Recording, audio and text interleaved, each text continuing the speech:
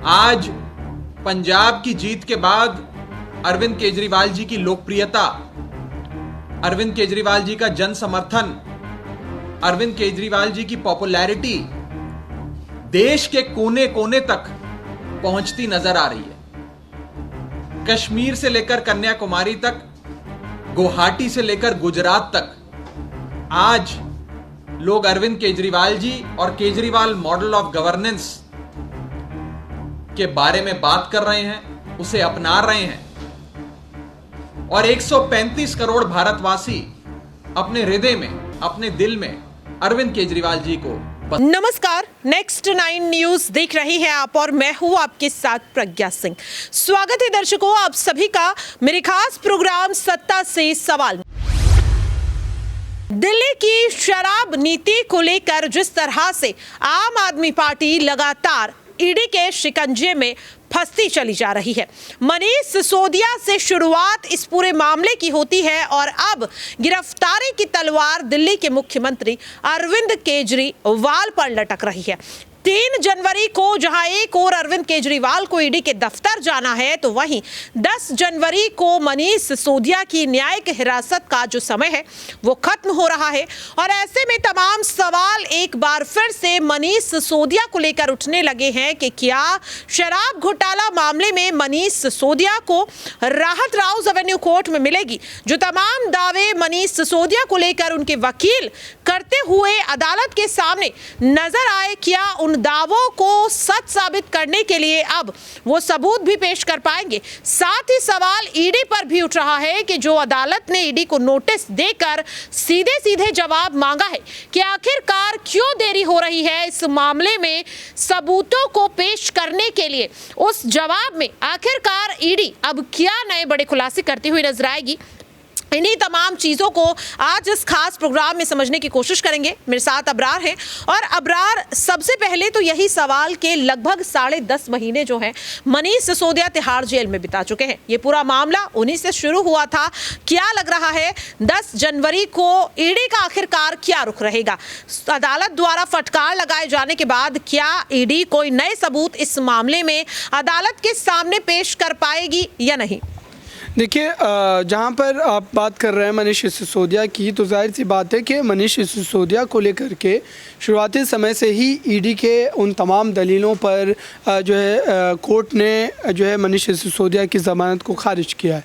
लेकिन अब जबकि कोर्ट इससे पहले भी एक सुनवाई में टिप्पणी कर चुका है कि आप मात्र किसी बिना पर जो इतने लंबे समय तक जेल में नहीं रख सकते किसी भी व्यक्ति को, तो उसके बाद 10 जनवरी को जो सुनवाई होनी है वो सुनवाई काफ़ी ज़्यादा अहम हो जाती है।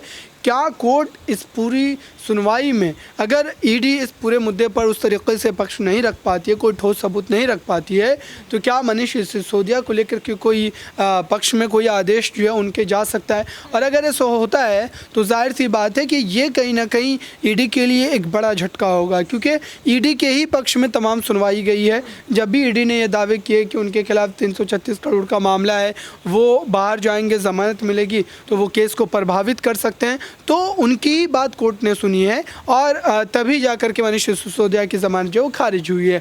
लेकिन अब ये खेल मनीष सिसोदिया के पक्ष में जाना चाहिए, उनको यहाँ पर जीत मिलनी चाहिए और मुझे लगता है कि कोर्ट जो है 10 तारीख को होने वाली सुनवाई को काफ़ी ज़्यादा गंभीरता से सुनेगा और ईडी को सबूत पेश करना ही पड़ेगा, वरना मनीष सिसोदिया के पक्ष में फैसला आएगा।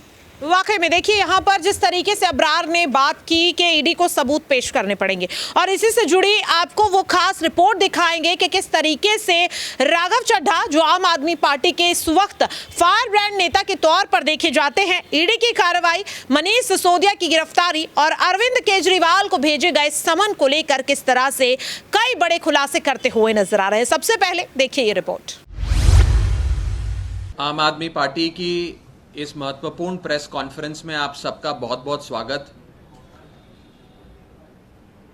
पंजाब 2022 की जीत के बाद जब से आम आदमी पार्टी ने, अरविंद केजरीवाल जी ने पंजाब में सरकार बनाई, पूरे देश भर में एक अरविंद केजरीवाल वेव, एक केजरीवाल लहर फैल गई और 135 करोड़ भारतवासियों के दिल में अरविंद केजरीवाल जी की जगह बनती जा रही है।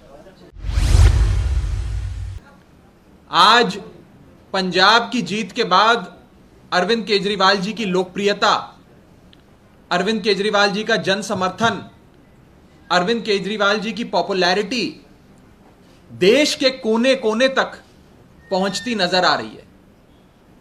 कश्मीर से लेकर कन्याकुमारी तक, गुवाहाटी से लेकर गुजरात तक आज लोग अरविंद केजरीवाल जी और केजरीवाल मॉडल ऑफ गवर्नेंस के बारे में बात कर रहे हैं, उसे अपना रहे हैं और 135 करोड़ भारतवासी अपने हृदय में, अपने दिल में अरविंद केजरीवाल जी को बसा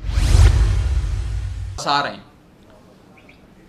आज से पहले अक्सर चुनावों में यह कहा जाता था कि मोदी बनाम कौन, मोदी वर्सेस हु।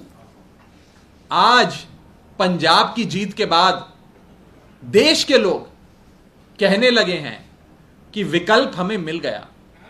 उस विकल्प का नाम है अरविंद केजरीवाल।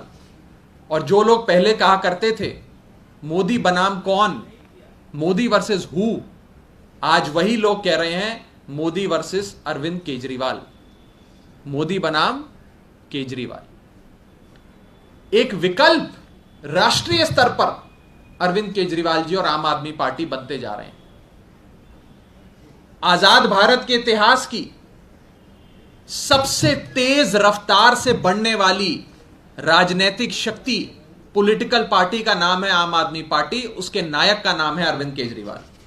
और आज इस जन समर्थन को देख, अरविंद केजरीवाल जी की बढ़ती पॉपुलैरिटी को देख, करोड़ों भारतीयों के दिलों में अपनी जगह बना रहे अरविंद केजरीवाल जी का बढ़ता राष्ट्रीय स्तर पे कद देख, आज भारतीय जनता पार्टी और प्रधानमंत्री मोदी जी डर गए हैं, घबरा गए हैं और उन्होंने सीबीआई जैसी एजेंसियों को हमारे लोगों पर, हमारे नेताओं पर छोड़ दिया है। एक ही मकसद है कि केजरीवाल को खत्म करो, केजरीवाल को फिनिश करो, सिर्फ एक ही मकसद है। यह कोई इत्तेफाक नहीं है कि दुनिया के सबसे शक्तिशाली माने जाने वाले देश अमेरिका के सबसे ज्यादा रिनाउंड और बड़े अखबार में पहले पन्ने पे मनीष सिसोदिया जी की फोटो छपती है।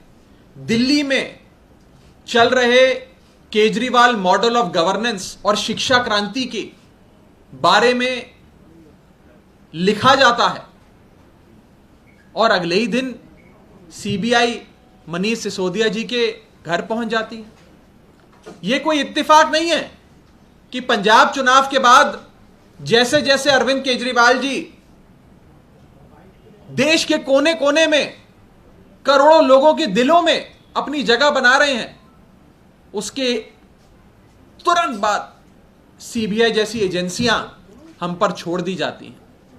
मुझे लगता है जब प्रधानमंत्री मोदी जी ने भी न्यूयॉर्क टाइम्स का कल का अखबार पढ़ा होगा तो वो भी परेशान हुए होंगे, उनका भी मन मचला होगा, परेशान हुआ होगा, बड़ी पीड़ा हुई होगी Arvind Kejriwal model of governance की, शिक्षा क्रांति की खबर पढ़ के, उसकी तस्वीर देखकर।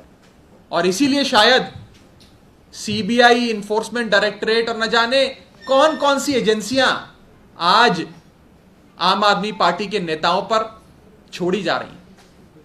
हम जब भी अरविंद, देखा आपने और सुना भी, राघव चड्ढा ने अबरार साफ तौर पर कहा कि अगर लोकसभा चुनाव नहीं होते तो ना तो मनीष सिसोदिया जेल जाते, ना संजय सिंह जेल जाते और ना ही अरविंद केजरीवाल को यहां पर कोई भी समन भेजा जाता। क्या लग रहा है राघव चड्ढा जो कह रहे हैं उसमें सच्चाई है? क्या वाकई में लोकसभा चुनाव को देखते हुए विपक्ष के नेताओं पर यह पूरी जो कार्रवाई है जांच एजेंसियों की हो रही है?